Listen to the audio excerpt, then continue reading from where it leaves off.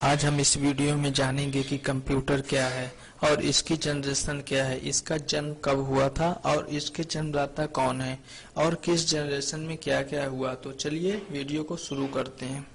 Computer शब्द अंग्रेजी के कंप्यूट शब्द से बना है, जिसका अर्थ है गणना करना होता है, इसलिए इसे गणक या संगणक भी कहा जाता है। इसका आविष्कार कैलकुलेशन के लिए हुआ था। अब बात आती है कंप्यूटर की फुल फॉर्म की। कंप्यूटर में टोटल 8 लेटर होते हैं। C for common, O for operating, M for machine, P for particular, U for useful, T for trade and technical, E for educational, R for research. इनका मतलब होता है calculate, operate, memories, print, update, tablet, edit, response. अब बात करते हैं computer के जन्मदाता कौन है या आविष्कार किसने किया था। कंप्यूटर का आविष्कार अंग्रेजी गणितज्ञ चार्ल्स बेबेज ने किया था। उन्होंने 1822 में पहला मैकेनिकल कंप्यूटर बनाया था।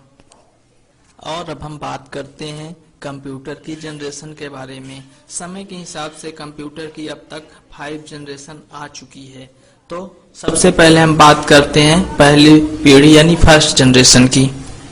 कंप्यूटर की पहली पीढ़ी सन 1946 से 1959 तक थी। कंप्यूटर की प्रथम पीढ़ी की शुरुआत सन 1946 में एकर्ट और मॉर्टली के एनिक नामक कंप्यूटर के निर्माण से हुआ था। इस पीढ़ी के कंप्यूटरों में वैक्यूम ट्यूब का प्रयोग किया जाता था, जिसका आविष्कार सन 1904 में जॉन एम्ब्रोस फ्लेमिंग ने किया था। इस पीढ़ी में एनिक के अलावा और भी कई कंप्यूटरों का निर्माण हुआ, जिनके नाम थे एनिक, वैक, यूनिवैक, IBM 701, IBM 650। प्रथम पीढ़ी के कंप्यूटरों में निम्नलिखित लक्षण थे। वैक्यूम ट्यूब का प्रयोग होता था, फैशन पर आधारित है, संग्रहण के लिए मैग्नेटिक इराम का प्रयोग होता था, बहुत ही नाजुक और कम विश्वसनीय होते थे, बहुत सारे एयर कंडीशनर का प्रयोग किया जाता था, मशीनी तथा असेंबल भाषाओं का प्रयोग किया जाता था। अब हम बात करते हैं कंप्यूटर की दूसरी पीढ़ी की। कंप्यूटर की दूसरी पीढ़ी 1959 से 1965 तक थी। कंप्यूटर की प्रथम पीढ़ी के बाद सन 1959 में कंप्यूटर की द्वितीय पीढ़ी की शुरुआत हुई। इन कंप्यूटरों में वैक्यूम ट्यूब के स्थान पर ट्रांजिस्टर का उपयोग किया जाने लगा। विलियम शैकले ने ट्रांजिस्टर का आविष्कार सन 1947 में किया था, जिसका उपयोग द्वितीय पीढ़ी के कंप्यूटर में वैक्यूम ट्यूब के स्थान पर किया जाने लगा। ट्रांजिस्टर के उपयोग ने कंप्यूटरों को वैक्यूम ट्यूब की अपेक्षाकृत अधिक गति या विश्वसनीयता प्रदान की। ट्रांजिस्टर के आने के बाद कंप्यूटर के आकार में भी सुधार आया। द्वितीय पीढ़ी के कंप्यूटर प्रथम पीढ़ी के कंप्यूटर से आकार में छोटे हो गए। द्वितीय पीढ़ी के कंप्यूटरों के निम्नलिखित मुख्य लक्षण थे। वैक्यूम ट्यूब के बदले ट्रांजिस्टर का उपयोग किया गया। अपेक्षाकृत छोटे और ऊर्जा की कम खपत वाले हो गए।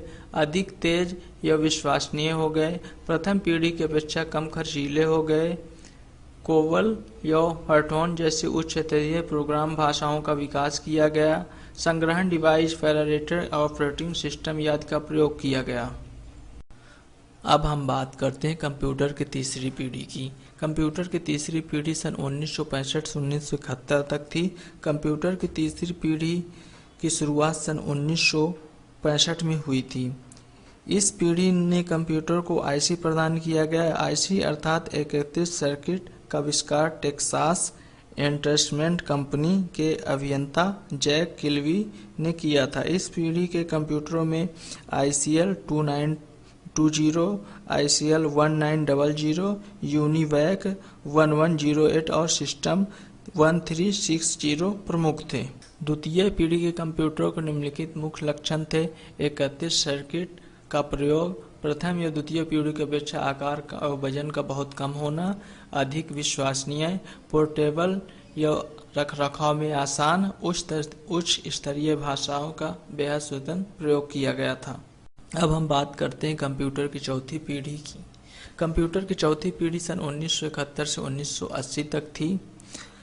कंप्यूटर की चतुर्थ पीढ़ी की शुरुआत सन 1971 से हुई। सन 1971 से लेकर 1980 तक के कंप्यूटर को चतुर्थ श्रेणी में रखा गया। इस पीढ़ी में आईसी इंटीग्रेटेड सर्किट और अधिक विकसित किया गया, जिसे विशाल आकृत सर्किट कहा जाता था। एक इंटीग्रेटेड सर्किट लगभग 30,000 ट्रांजिस्टरों के बराबर कार्य कर सकता था। इस आविष्कार को पूरी सेंट्रल प्रोसेसिंग यूनिट एक छोटी सी चिप में आ गया है, जिसे माइक्रो प्रोसेसर कहा जाता था। इसका उपयोग वाले कंप्यूटरों को माइक्रो कंप्यूटर कहा जाता है।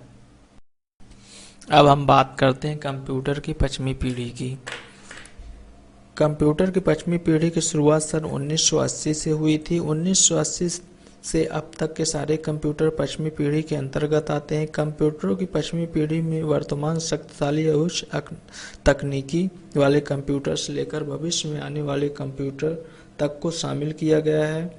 इस पीढ़ी के कंप्यूटरों में कंप्यूटर वैज्ञानिक कृत्रिम बुद्धिमत्ता को समाहित करने के लिए प्रयासरत है। आज के कंप्यूटर इतने उन्नत हैं कि हर विशिष्ट क्षेत्र, मूल रूप से अकाउंटिंग, इंजीनियरिंग, भवन निर्माण, अंतरिक्ष तथा दूसरे प्रकार के शोध कार्य के उपयोग किए जाते हैं। इस पीढ़ी के प्रारंभ में कंप्यूटर का प्रसार संयोजित किया गया ताकि डेटा और सूचना की आपस में साझेदारी तथा आदान प्रदान हो सके।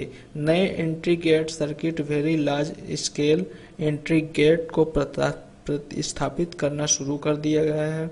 इस पीढ़ी में प्रतिदिन कंप्यूटर के आकार को घटाने का प्रयास किया जा रहा है।